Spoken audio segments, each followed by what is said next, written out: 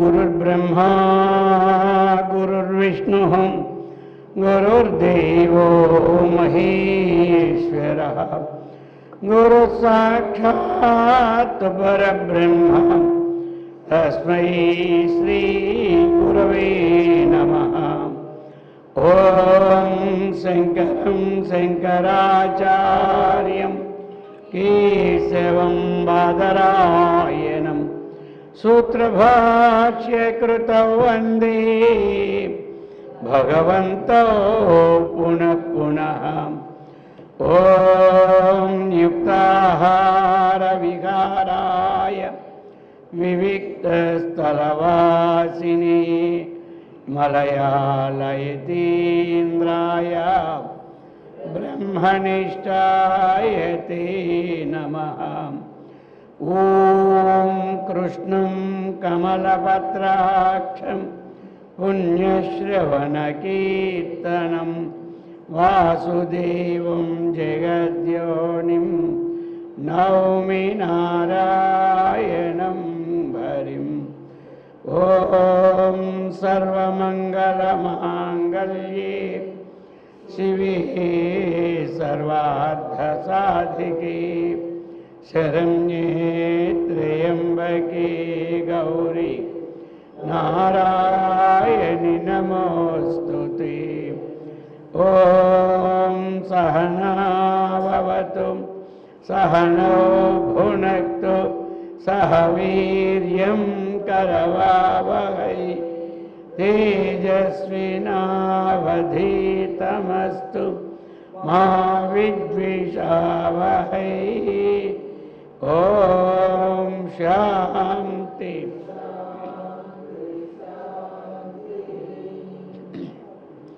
हरि ॐ तत्सत्। ॐ भस्माभिषेकामहितकरा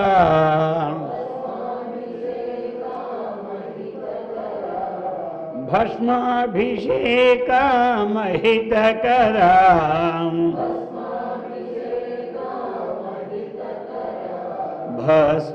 भस्मविभूषिता सुन्दरा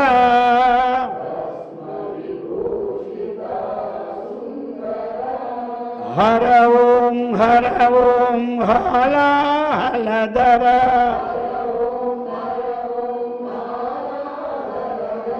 हर ॐ हे शिवशङ्करा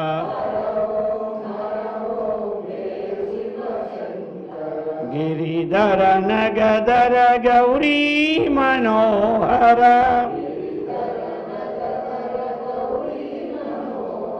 चंद्रशेखर जटाधरा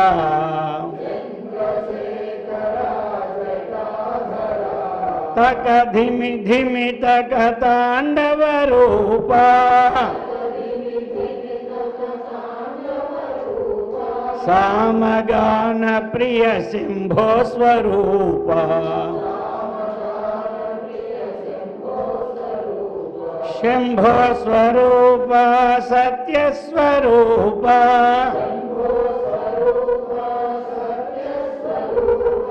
सत्य स्वरूप हे शिव शंकर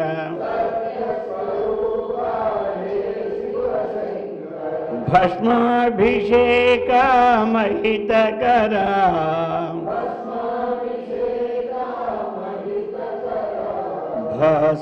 भस्मविभूषिता सुन्दरा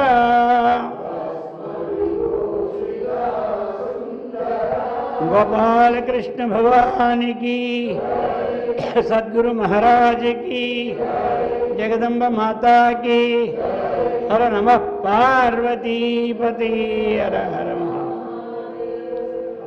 पवित्रात्म स्वरूपुలకు ప్రియాత్మ బంధువులారా, శ్రీమద్ శంకరాచార్య విరచిత శివానంద లహరి 12వ శ్లోకం. గుహాయాం గేహీవా బహిరపి వనేవా అద్రిశిఖరే జలేవా వన్హౌ వా వసతు వసతే కిం వద ఫలం సదా యస్యైవాంతఃకరణమపి శంభో తవ పదే స్థితం చేద్యోగో అసౌ సచ పరమయోగి సచ సుఖీ.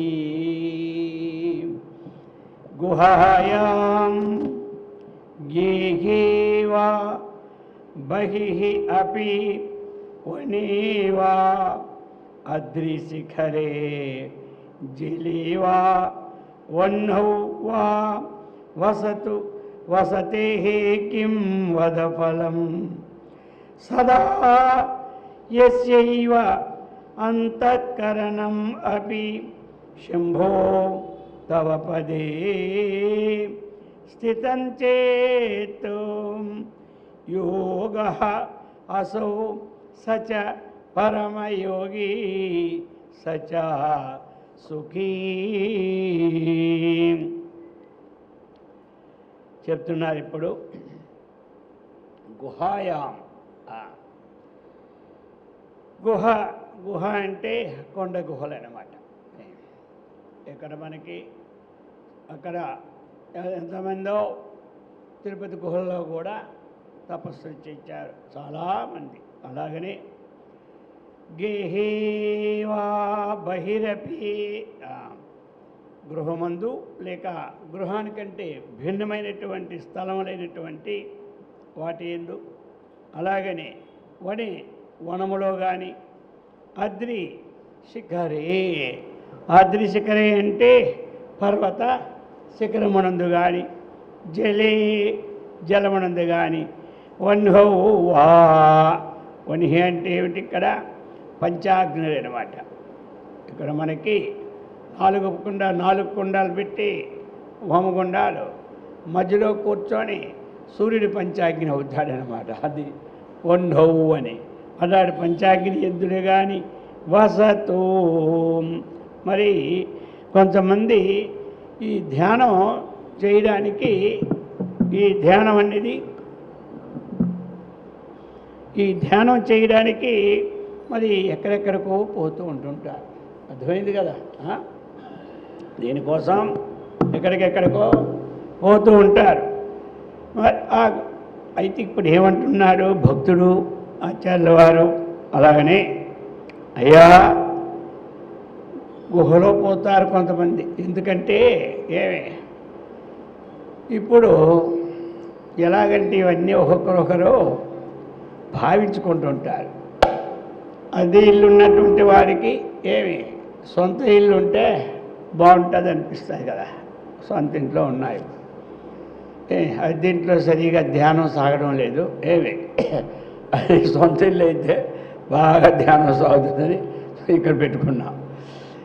ఇప్పుడు కొంతకాలం అయ్యేసరికి ఈ సొంత ఇళ్ళ కన్నా ఈ ధ్యానం ఎక్కడో నెల 10 రోజులు పోయి ఏదో గుహలో చేసుకుంటే బాగుండేమో అది మళ్ళీ అది వస్తుంది.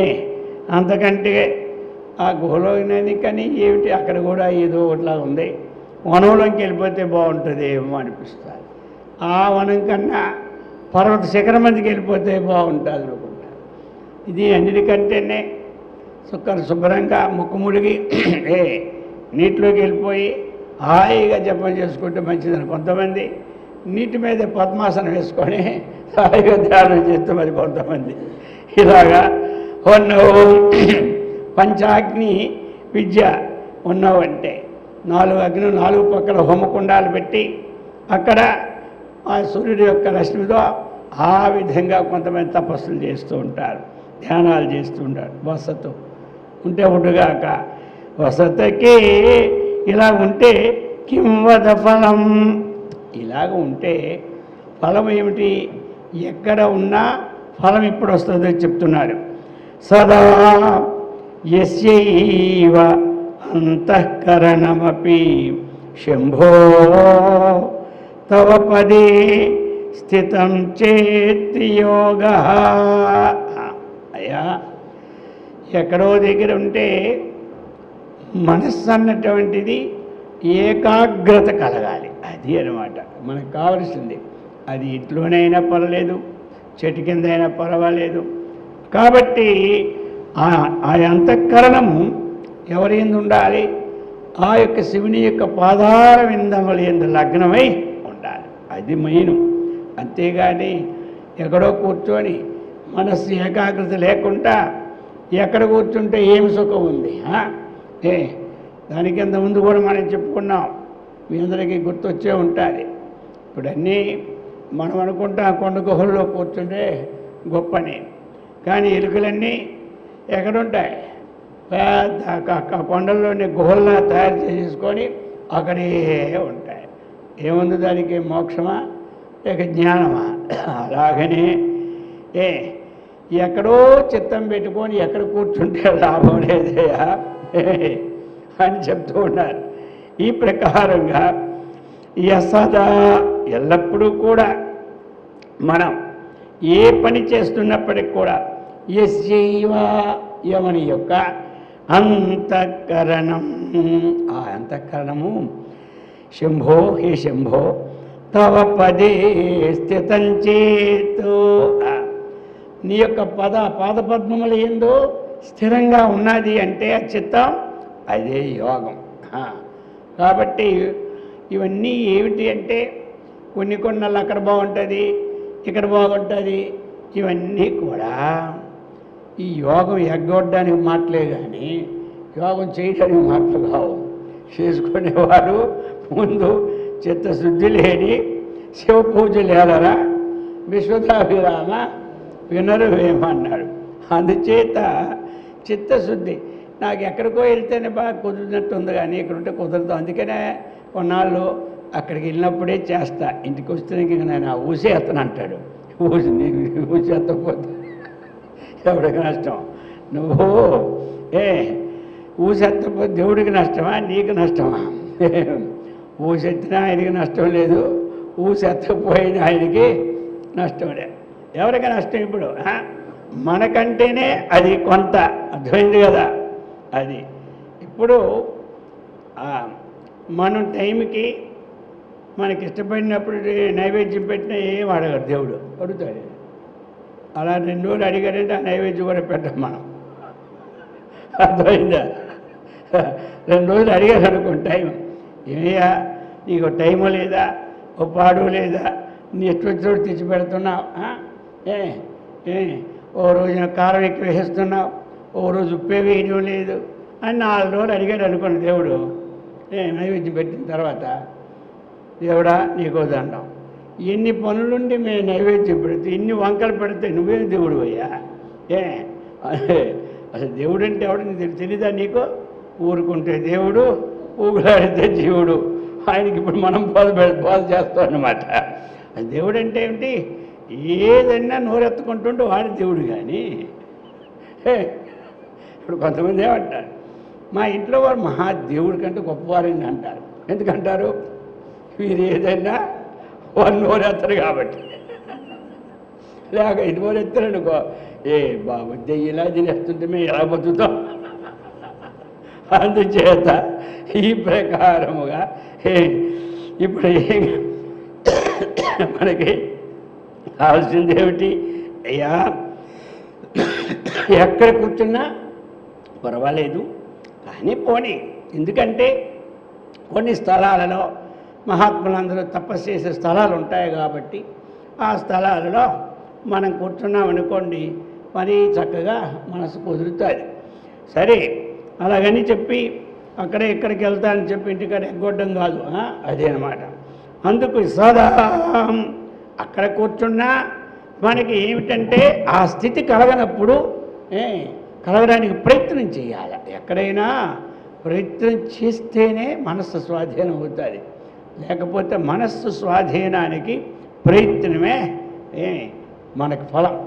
ఎంత ప్రయత్నం చేశామా అది సూక్ష్మంగా ప్రయత్నం చేసుకోవాలి. మనస్సు వెళ్ళిపోద్ది ఎక్కడికైనా, వెళ్ళిపోయినంటేనే ధ్యానం ఆపాలి. ధ్యానం చేసేవాడు మనస్సు వెళ్ళిపోయింటుంటే అలా చేయకూడదు, అర్థమైంది కదా. అక్కడ కరెక్ట్గా ధ్యానం ఆపాలి.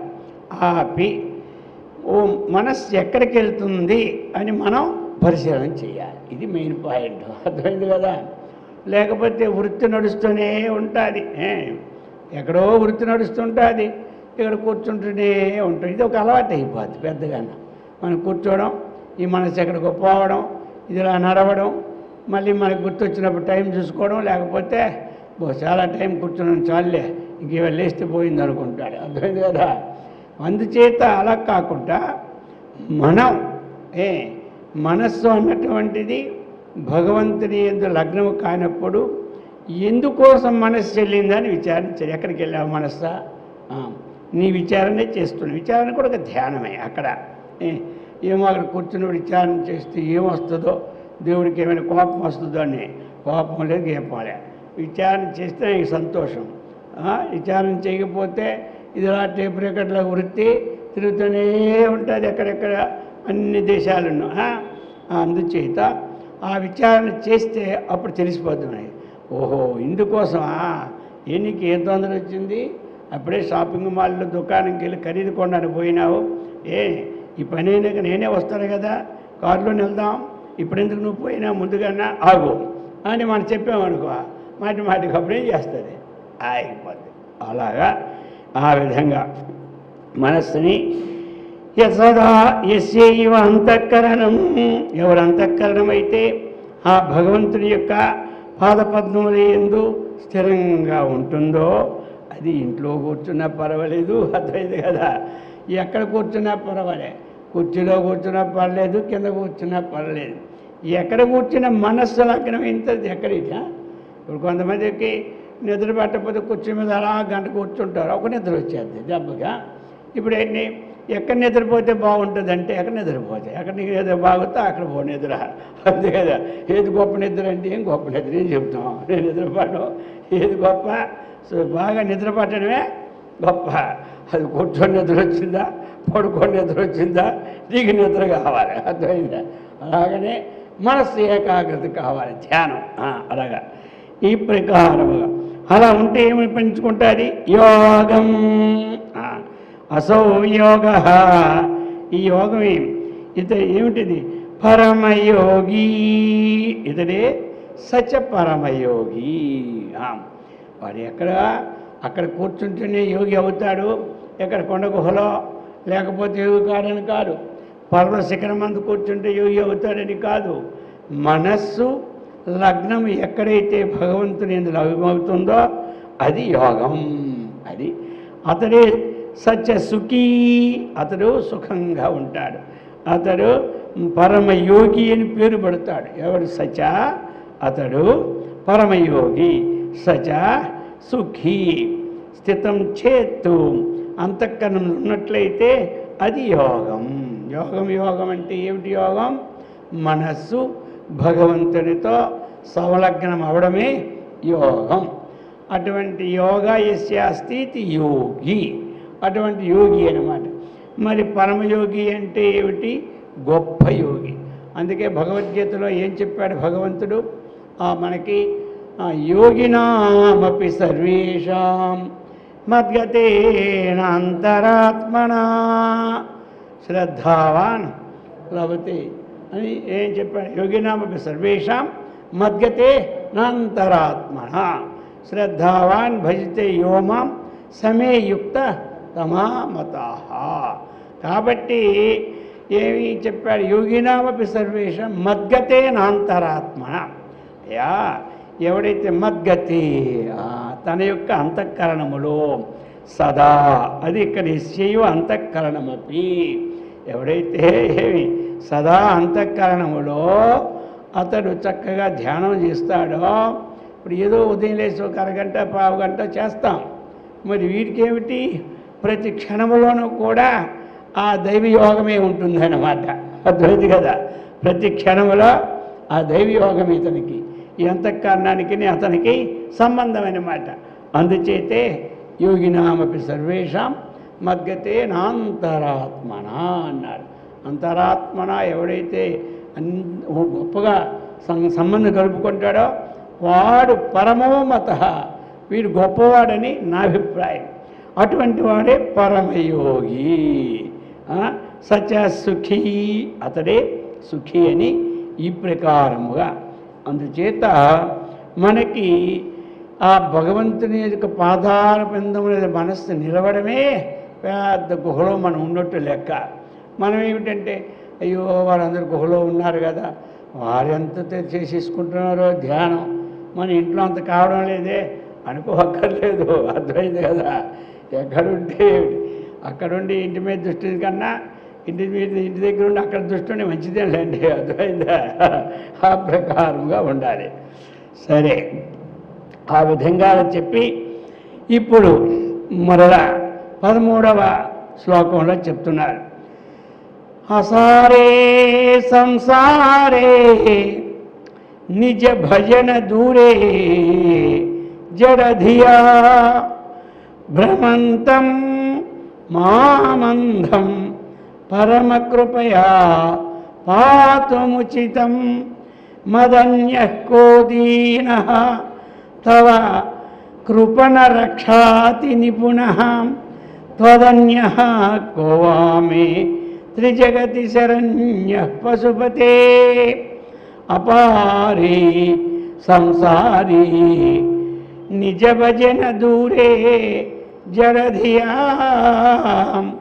భ్రమంతం మాం అంధం పరమకృపయా పాతుం ఉచితం మత్తు అన్యః కః దీనః తవ కృపణ రక్షాతి నిపుణః త్వత్తు అన్యః కో వా మే త్రిజగతి శరణ్యః పశుపతే అంటున్నారు. ఇప్పుడు హే పశుపతే, అయ్యా పశుపతే, చక్కగా ఏమి జీవులకి బ్రహ్మజ్ఞానం కలిగించినటువంటి వాడు నీవు. ఎందుకంటే ఈ జీవులన్నిటికీ అధిపతి నీవే కాబట్టి ఆ బ్రహ్మజ్ఞానం కలిగించేవాడు కూడా నీవే. అటువంటి ఓ కారుణ్య దయాకర సింధో అనే అర్థాలతో పశుపతే,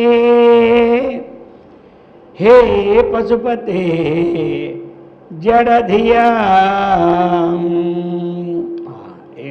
జడధియ, జడధియ అంటే ధియా అంటే బుద్ధి, సుధియా అంటే మంచి బుద్ధి గలవాడు, జడధియ అంటే మందబుద్ధి గలవాడు. అదేది కదా? పూర్తిగా యుక్తాయుక్త విచక్షణ జ్ఞానము లేనివాడు, మందబుద్ధి గలవాడు, మందబుద్ధి గలవాడు. కాబట్టి అజ్ఞాన బుద్ధి గలవాడు. ఇవన్నీ అర్థం జడానికి ఇవన్నీ అర్థాలే. ఒకటి జడదియా, అది అజ్ఞాన బుద్ధి. రెండు జడదియా, మందబుద్ధి. అందుచేత అటువంటి వాడు అసారే, అసారే. ఈ సంసారానికి విశేషణం ఏమిటి? అసారే సంసారే. ఏమి సారము లేనిది సంసారము అనేవాడు. సంసారం ఏమండి? ఏమి సంసారం అంటే ఏమండి చెప్పండి అంటారు కదా. ఏమి సారము లేనిదే సంసారం చెప్పాలి. అర్థమైంది కదా? ఇంకా ఏమిటి? సమ్యక్ సార సంసార. అర్థమైంది కదా? సమ్యకో సార అంటే ఏమిటి? సంసరతి, మాటి మాటికి పుట్టడం, మాటి మాటికి చావడం ఏది ఉందో దాన్ని ఏమంటారు? సంసారం అంటారు. అపార సంసారం అంటారు. ఒక దగ్గర ఏమంటారు? దీనికి ఒక హద్దే లేదు ఈ సంసారానికి. ఆ గోడకైనా ఒక హద్దు ఉంటుంది, ఆ ఇంటికైనా ఒక హద్దు ఉంటుంది, నదికైనా ఒక హద్దు ఉంటుంది, సముద్రానికైనా ఇది మన హిందూ సముద్రం, అదేమో పసిఫిక్ సముద్రం, అదేమో ఇంకో సముద్రం, ఏదో రకరకాల హద్దులు ఉంటాయి. కానీ అపారే సంసారే అంటాడు ఒక దగ్గర. పారం లేదు, దీనికి ఒడ్డు లేని సంసారం. అర్థమైందా? ఒడ్డుంటే గబాలను ఎక్కొచ్చు ఎక్కడైనా, ఒడ్డు లేని సంవత్సరం ఎక్కడ ఎక్కుతాం, ఎక్కడానికి ఒడ్డు ఉండాలి కదా నీటి పడినోడికి. ఒడ్డే లేకపోతే ఇంకేం పోతూనే ఉంటుంటారు. ఎప్పుడు ఒడ్డు తగులుతుందో తెలియదు. 100 ఏళ్ళు తగులుతుందో, 200 ఏళ్ళు తగులుతుందో, లేకపోతే లక్ష ఏళ్ళు తగులుతుందో, లేకపోతే ఈ 4 యుగాలకు ఇంకో కొట్టు అందుతుందో చెప్పలేము. అందుచేత అసారే ఈ సంసారం ఎలాంటిదయ్యా, కనబడుతుంది కానీ ఏమి కదలీ వృక్షము ఏ విధంగా అయితే సారవిహీనమో. కదలీ వృక్షం అంటే ఏమిటి? అరటి చెట్టు.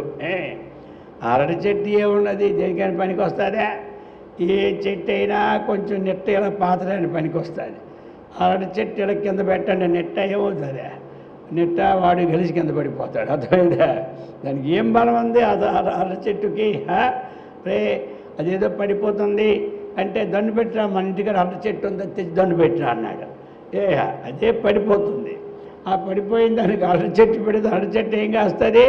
అది వెంటనే కింద పడిపోద్ది. అలాంటిది ఈ సంసారం ఒక కదలీ వృక్షం లాంటిది అనమాట. ఇది మళ్ళీ ఏం చేస్తుంది ఈ సంసారం? నిజ భజన దూరే. మాటి మాటికి పుట్టి మాటి మాటికి చస్తున్నటువంటి ఈ సంసారం నిజ భజన దూరే. అది అనమాట.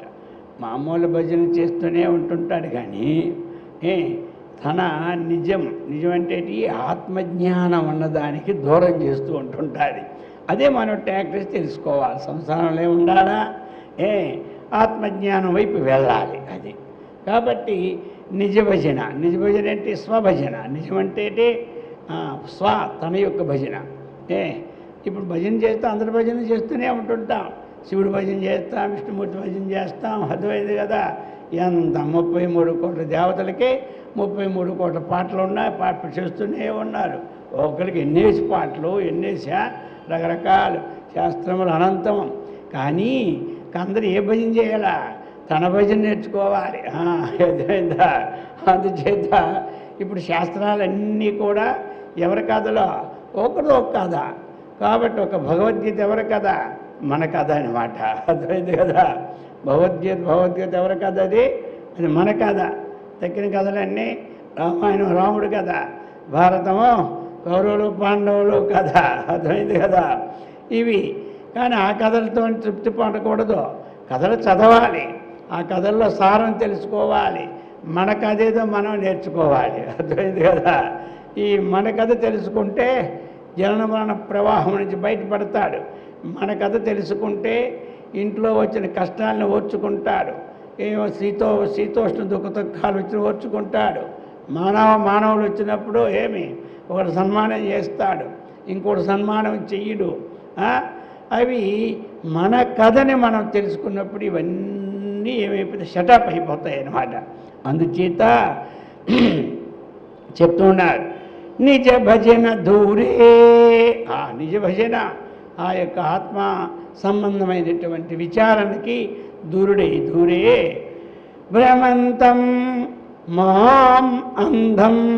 మరి నేను ఎలాంటి వాడును అంటే జడదియా, నా బుద్ధి అజ్ఞానంతో కూడింది.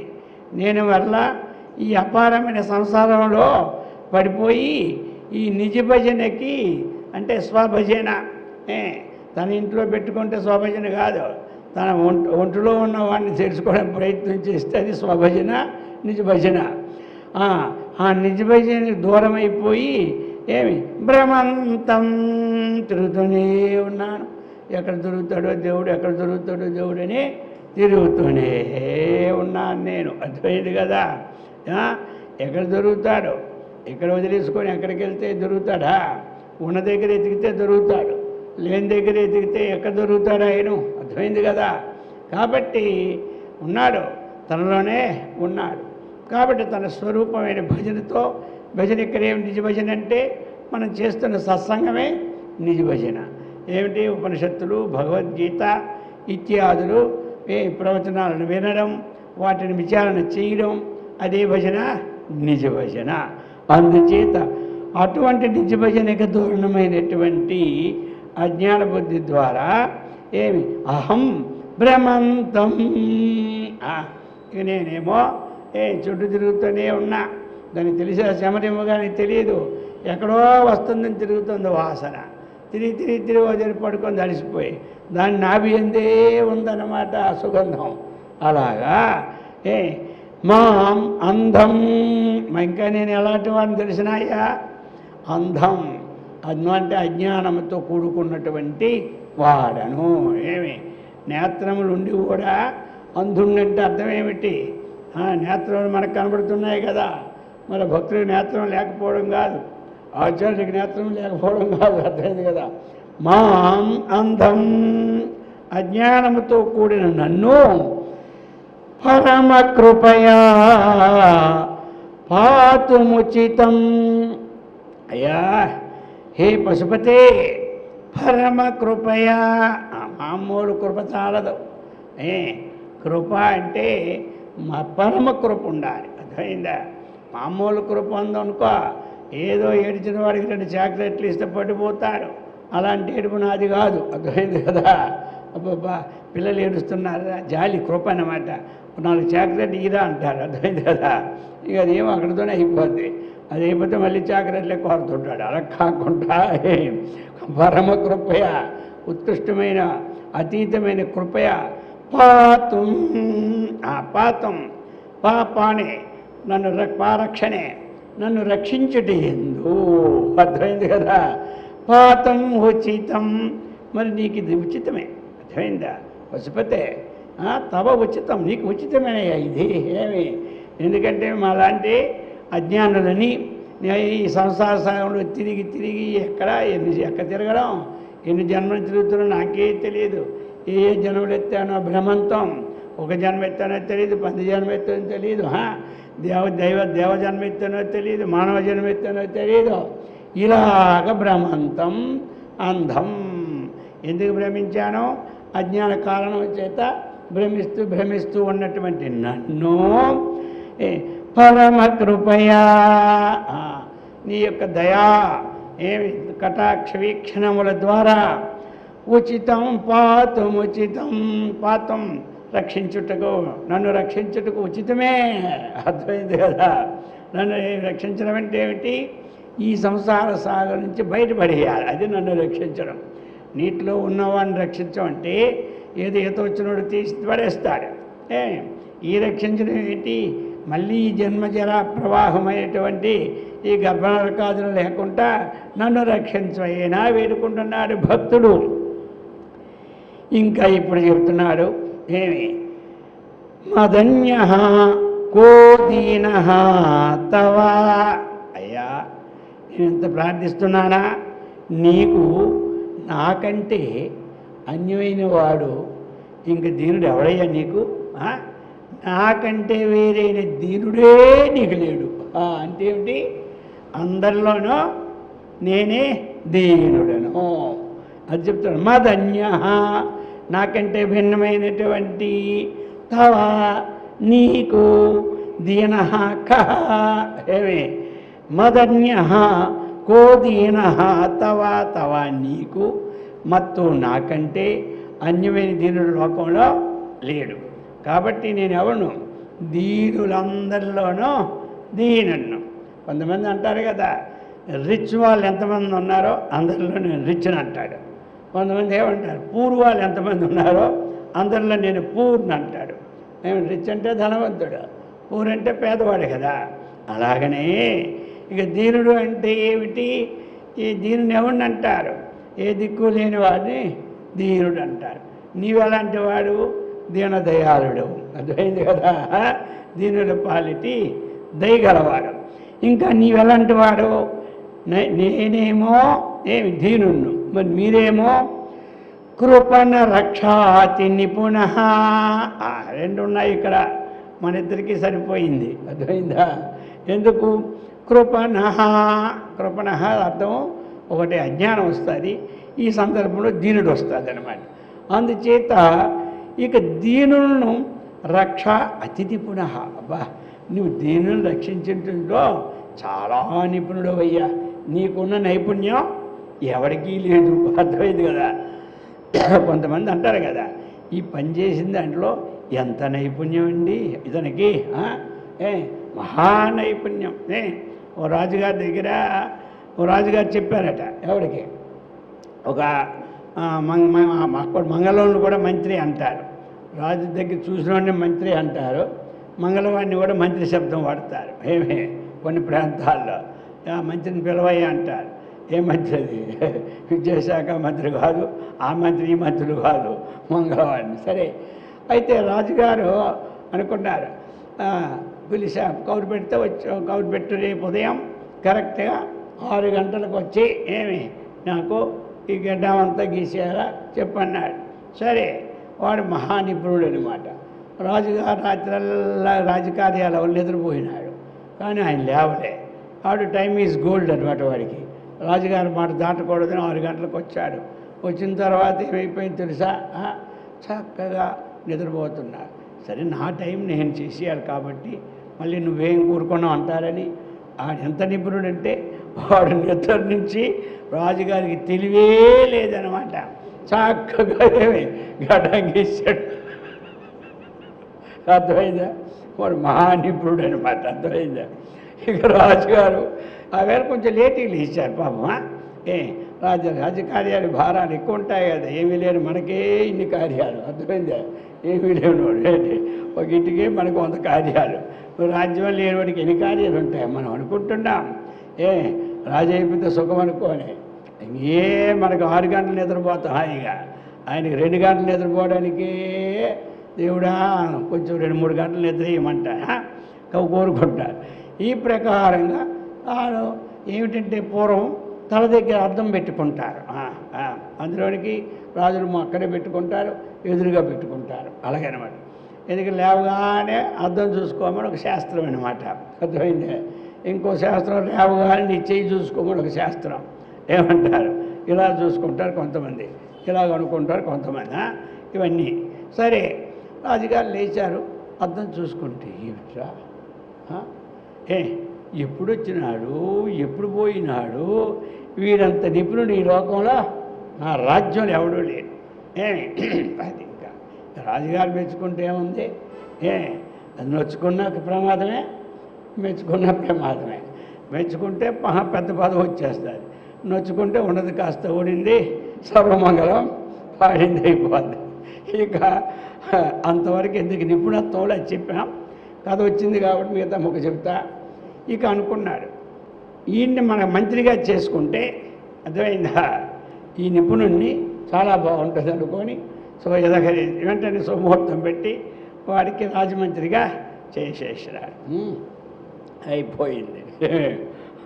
సరే, ఇంతవరకు నిపుణుడు కావాలా, కానీ దాన్ని అన్నీ చూసుకోవాలి నిపుణత్వంలో. ఏమి ఏదో ఒకటి చూసి నిపుణత్వంగా పెట్టుకోవడం అనుకో, పంపులు మునిగిపోతాయి. అర్థమైందా? సరే, పాపం ఈ రాజుగారు పెట్టేశారు. ఇక అలా నడుస్తూ ఉంది రాజ్యం. వీడు కూడా బాగానే చూసుకుంటున్నాడు. ఒక 5 ఏళ్ళు అయిపోయిన తర్వాత వీడు చాలా మందబుద్ధి గలవాడని తెలిసిపోయింది ఎవరికి. అంతే. అప్పుడు తెలిసి ఊరు రాజులందరూ వచ్చి ఇది మహా పేరు గల రాజ్యం, దీన్ని ఆక్రమించుకుని ఇదే సందు అనుకున్నారు అందరూ. ఒక్కసారి అందరూ వచ్చి పడిపోయారు రాజ్యాన్ని తీసుకోవాలి. ఇప్పుడు మంత్రి గారు అన్నారు, ఇంత అందరూ వచ్చారు, ఏమి కాబట్టి ఏం చేయాలా ఇప్పుడు ప్లాన్ అన్నమాట. రాజుగారు, ఇప్పుడు నువ్వు ఏం చేస్తా, ఇంతమంది వచ్చారు కదా మరి అంటే ఏం చేసేది ఏముంది రాజుగారు, నాకు ఎలాగ 5 ఊళ్ళు ఉన్నాయి. అర్థమైందా? అందులో మీకు 3 ఊళ్ళు ఇచ్చేస్తా, నేను 2 ఊళ్ళు తీసుకుంటాను అన్నాడు. ఇది వాడిని నిపుణత్వం.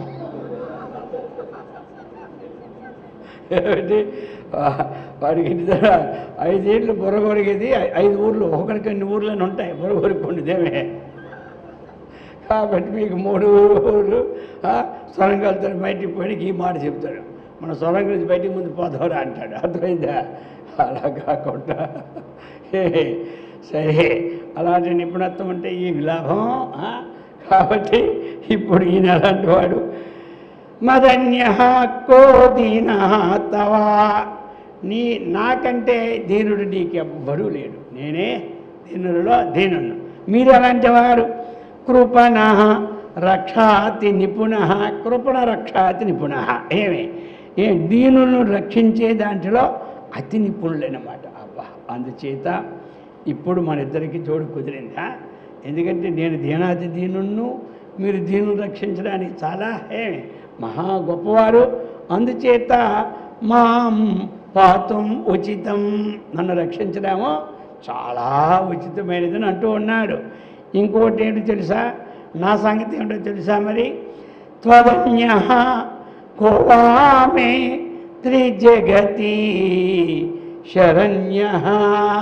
ఇంకా అంటున్నాడు, మే నాకు, త్వత్ నీకంటే, అన్యః వేరైన వాడు. ఏమి చెప్తున్నారు ఇప్పుడు? ఏమిటి? మే నాకు, త్వత్ నీకంటే, అన్యః అన్యమైన వాడు, త్రిజగతి శరణ్యః మూడు జగములలో ఇంకొకడు, కోవా కహ ఎక్కడ దొరుకుతాడు? దొరకడు. మూడు జగాల్లో కూడా నీకంటే గొప్పవాడు, నిపుణుడు, గొప్పవాడు ఇంకా లేనే లేడు. కహ అన్నాడు, ప్రశ్న వేశాడు. అంటే ఎక్కడ ఉంటాడు నీకన్నా అన్యవాడు అంటే లేడు.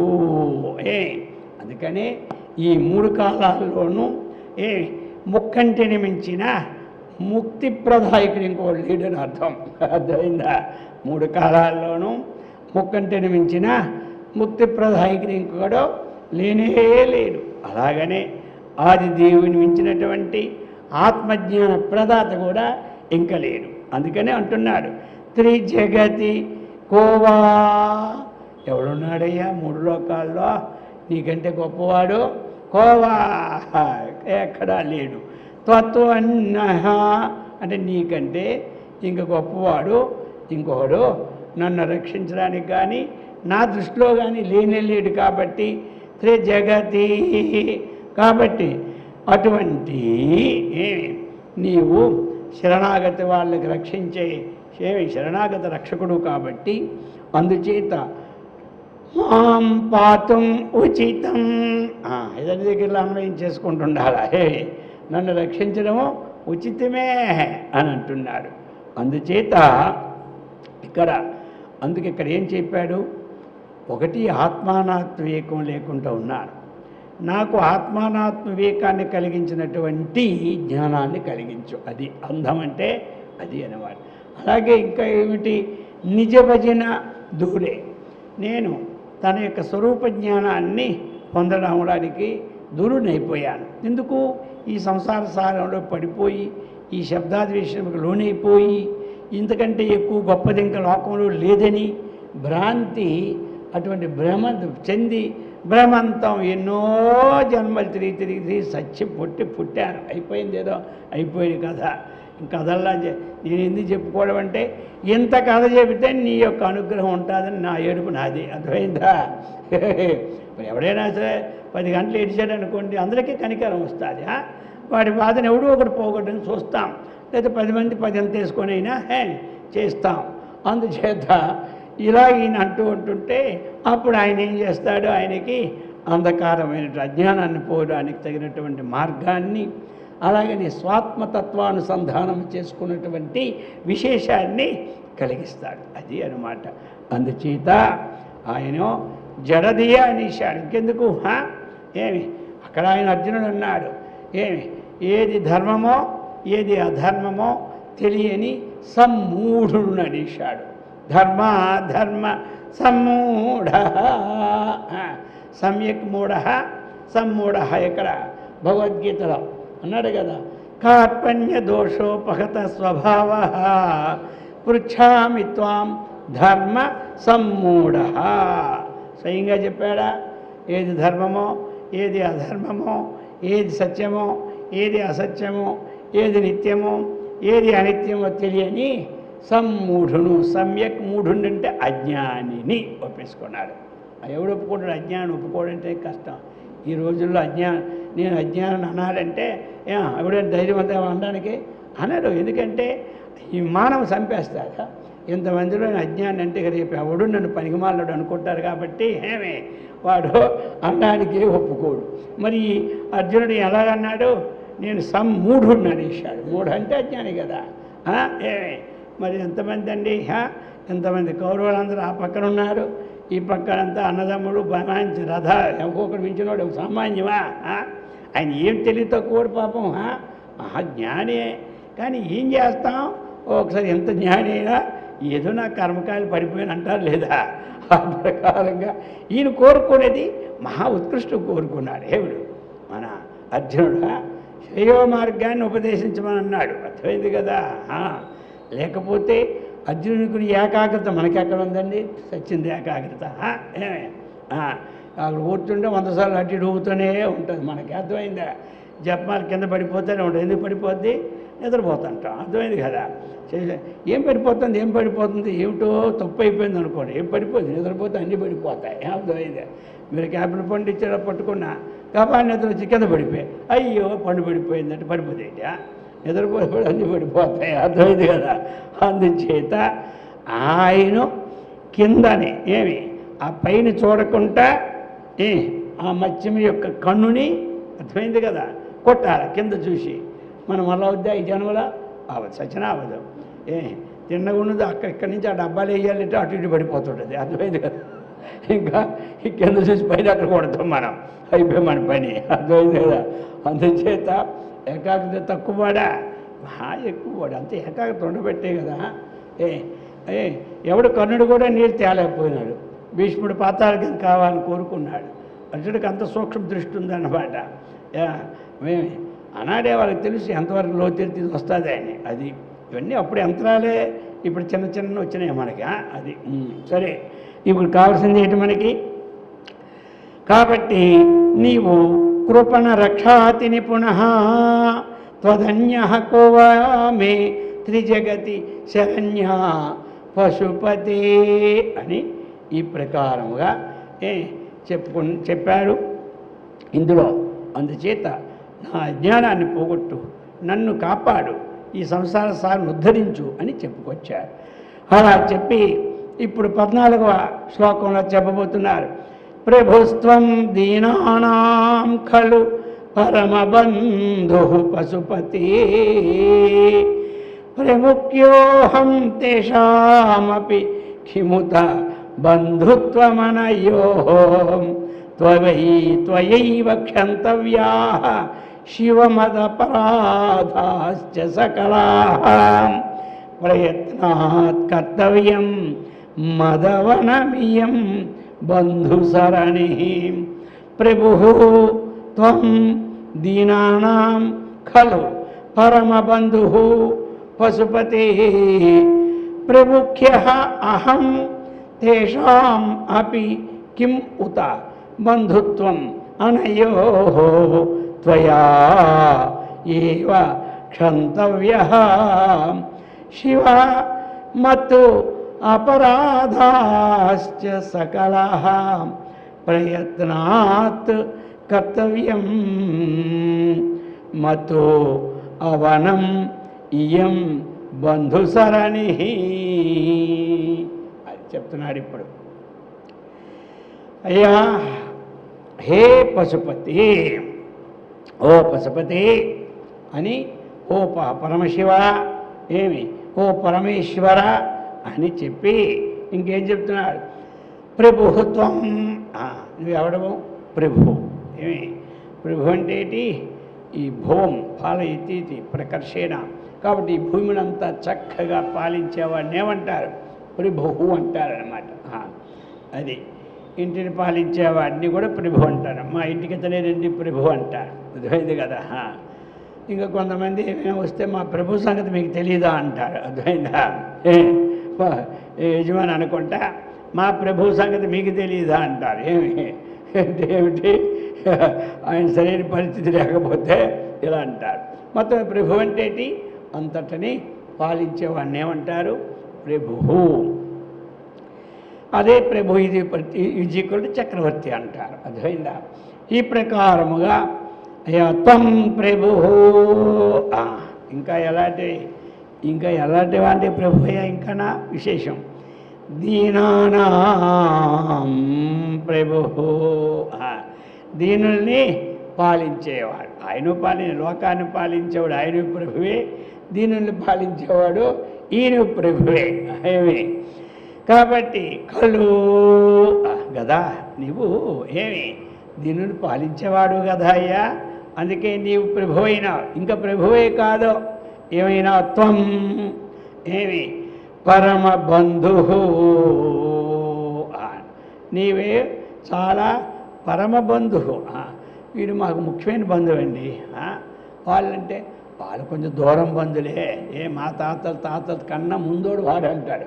వీడు ఈ మధ్యనోడే మాకు దగ్గర బంధువు అంటారు కదా. కొంతమంది దూరం బంధువులు, అందుకే కొంతమంది దూరం బంధువులు చచ్చిపోయి నాకు సూతకం పాలించవచ్చునా వద్దు అంటే చాలా కాలం అయిపోయింది. వాళ్ళకి డౌటే, పాలించి ఎక్కడో కొంత వైరాగ్యం కలిగినప్పుడు ఆ మాట వస్తాడు. వైరాగ్యం కలిగినప్పుడే ఏంటంటే 60 తరాలుగా వాళ్ళకి మాకు అయిపోయిందే, వాడు ఎక్కడో మాకే తెలియదు, ఇప్పుడు కూడా సూతకం పాలించాలా అంటారు. వచ్చింది గొడవ. ఎందుకంటే చూసారా, జ్ఞానం వచ్చేసింది. వాడెక్కడో మనం ఎక్కడో ఇంకేం పాలిస్తామని, అది నిజమైన మాటే. ఏది పాలించినా 12 రోజులు అందరినీ పాలించాలి, దూరం వాడిని దగ్గర వాడిని ఎవరినైనా పాలించాలి. సరే, ఇప్పుడు కాబట్టి పశుపతి త్వం ప్రభు దీనానాం పరమబంధు కళ. నీవేమిటంటే దీనులకు ముఖ్యమైన బంధు. అర్థమైంది కదా, పరమ బంధువు అంటే ముఖ్యమైన బంధు. ఎవరికి? దీనానాం, దీనులకి నీవు ముఖ్యమైన బంధువు. మరి నేను అన్నట్టు తెలుసా, నేను కూడా ఏమి దీనానాం ప్రముఖ్యోహం అంటున్నాడు. దీనులలో నేను ముఖ్యుడు. అర్థమైంది కదా, నీవు దీనులు రక్షించట్లో నువ్వు ముఖ్యమైన బంధువు. దీనులందరినీ రక్షించట్లో ఆ దీనులందరికీ నీవు ఎవడవు? పరమంటేటి ముఖ్యమైన బంధువు. అర్థమైంది కదా అందరికీ. వాడు మాకు చాలా బంధువు అండి, అందుకే మాకు ఆపదలోనూ ఏమి కాపాడాడు. మామూలుగా కాపాడతారు ఏంటి ఎవడైనా అని మళ్ళీ అంటారు ఏమిటి. అర్థమైంది కదా, అందుచేత మాకు అలాగనే అయ్యా దీనులందరిలో కూడా దీనులందరికీ పరమ బంధుత్వం నీవు. మళ్ళీ ఇంకేటి ప్రభుత్వం అది చెప్పి ఇప్పుడు ఈయనంటున్నాడనమాట. అహం తేషామపి ప్రముఖ్య, తేషాం దీనానాం అందరిలో కూడా నేను ప్రముఖ్యుడును. మరి దీనుల్లోని ప్రముఖుడు అంటే ఎవడండి? అందరికంటే దీనుడు నేను అని చెప్తున్నాడు. ఏమి అందరికంటే నేను, అందరికంటే ఎవడు లాస్ట్ ఉంటాడో, లాస్ట్ ఎంతమంది ఉన్నారో అందులో నేను ముఖ్యుడిని అంటాడు. అంటే ఏమిటి? అందులో ఇంకే రాకరోడనమాట. ఈయన అందుకు ఆ పదప్రయోగం అలా చేశారు ఆచార్యుల వారా.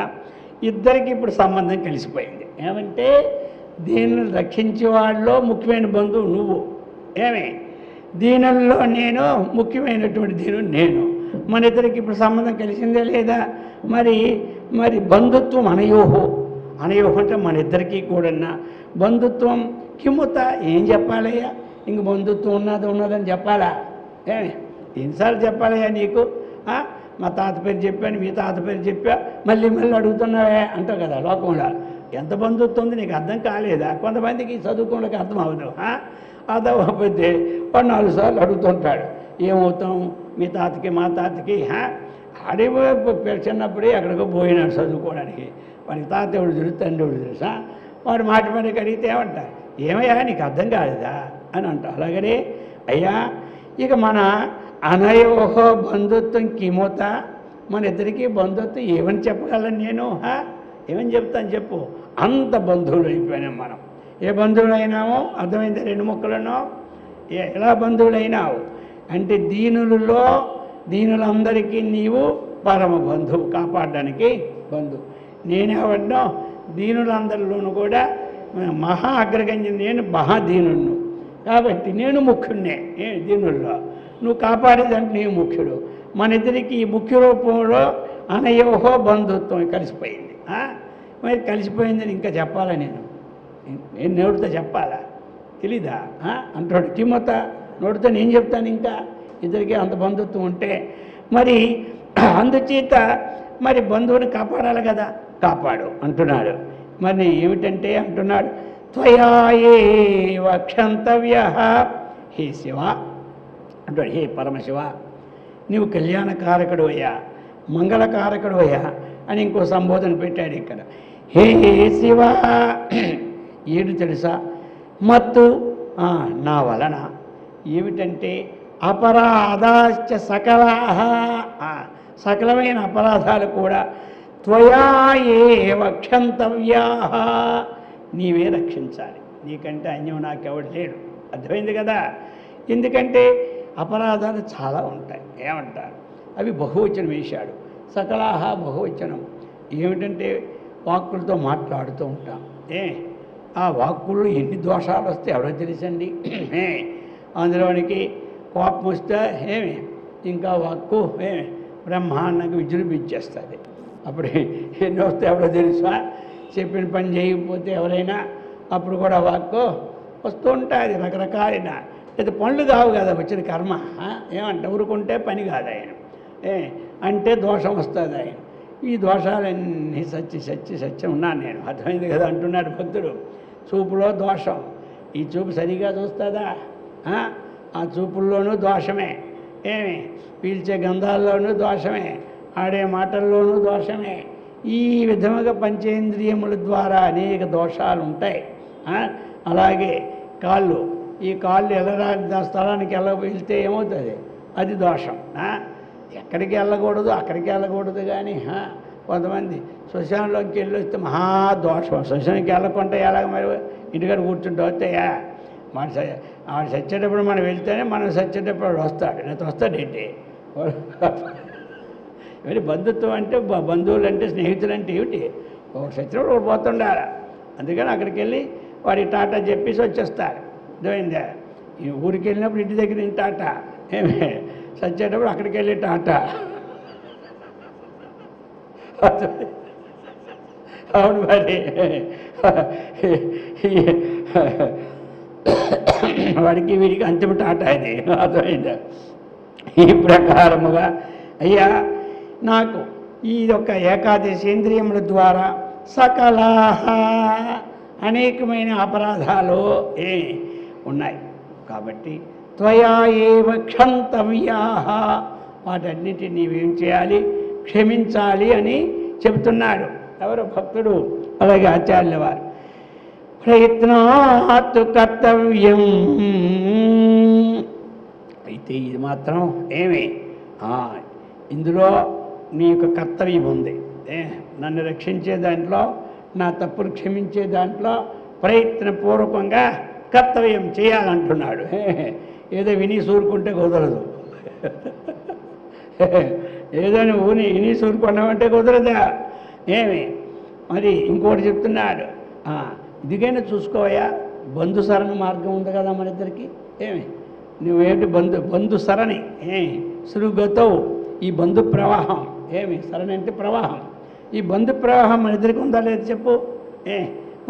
మొట్టమొదటి మనం వేసుకున్నావు కదా, నువ్వు దీన్ని రక్షించేటోడు ముఖ్యమైన బంధువు, దీనిలో నేను ముఖ్యమైనటువంటి దీనును అంటే మహాలేని వాడను ముఖ్యమంత్రి. ఇక్కడ అదనమాట ముఖ్య ప్రయోగం. ఈ బంధు సరని ఇదైనా చూసుకోవాలి కదా. మరి ఇది చూసుకొని నువ్వు ప్రయత్నం చేయాలి కదా నన్ను రక్షించడానికి, నా తప్పులన్నీ పోవడానికి. అందు చెప్తున్నాడు, మత్తో అవనం ఇయం బంధు సరణి మత్తు. నాకు ఏమిటి అవనం? అవనం అంటే ఏంటి? అవరక్ష ధాతువు అన్నమాట. రక్షించడం, అవరక్షణే ధాతువు నుంచి ఉత్పన్నం కాబట్టి అవనం. అక్కడ హవనం అంటే అది హోమం. హకార శేషాల్లో హా ఉంటే అది హోమం. ఇదేంటి మామూలు అవరక్షణే ధాతు నుంచి ఉత్పత్తి అయింది కాబట్టి అవనం.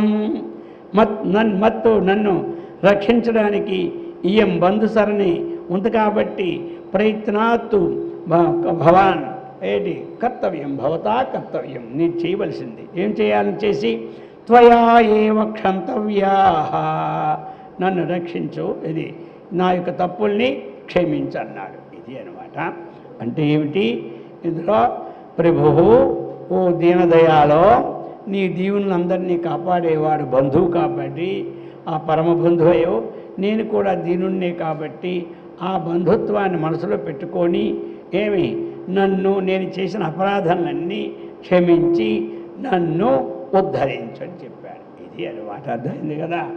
ఆ విధంగా ఈ ప్రార్థన, అందుచేత ఈ విధంగా మనకి చక్కగా ఆ భగవంతుడి యొక్క అనుగ్రహాన్ని పొందడానికి, కాబట్టి ఎప్పుడు మనం ఆ భగవత్ స్మరణ ఖాళీ ఉన్నప్పుడు చేసుకుంటూనే ఉండాలి. అర్థమైంది.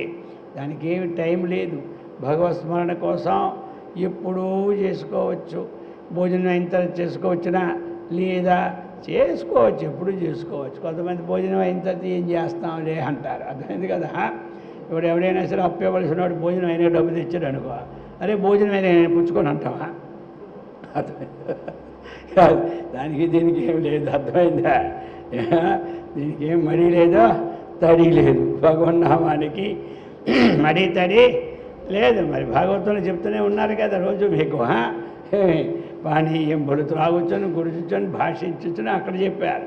భగవద్గీతలో పశ్యన్ శృణ్వన్ స్పృశన్ జిఘ్రన్ నశ్నన్ గచ్చన్ స్వపన్ శ్వసన్ ప్రలపన్ విసృజన్ గృహన్ చెప్పి అది నువ్వు ఇస్తున్నప్పుడు కానీ, పుచ్చుకున్నప్పుడు కానీ, నడిచినప్పుడు కానీ, కూర్చున్నప్పుడు కానీ భగవత్ స్మరణ. ఆ విధంగా ఈ ప్రకారంగా భగవంతుని అనుగ్రహంతో, ఆ అనుగ్రహం తప్పక మన అందరి యందు ఉంటుంది. భగవంతుని చక్కగా మనకు ఆత్మజ్ఞానం కలిగేటువంటి స్థితిని భగవంతుడు ఏర్పాటు చేస్తాడు. కాబట్టి సత్కర్మనిష్టనం, భగవద్భక్తిని, ఆత్మవిజ్ఞాన సంపత్తిని ఆ యొక్క ఆచార్యుల వారు అమ్మవారు ఇచ్చి సదా రక్షించుగాక.